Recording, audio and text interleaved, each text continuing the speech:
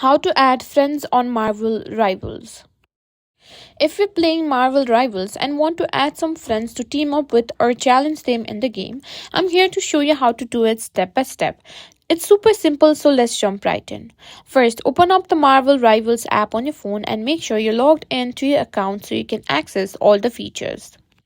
Once you're in the game, look for the Friends or Social tab. It's usually located in the main menu or at the bottom of the screen depending on your device. Now tap on the Add Friends option. You'll be able to search for friends by the username or player ID. If you know the username, just type it in the search bar. And once you find the person you want to add, simply tap on the profile to open the details. And you should see an option to send friend request. Just tap that and your request will be sent to your friend.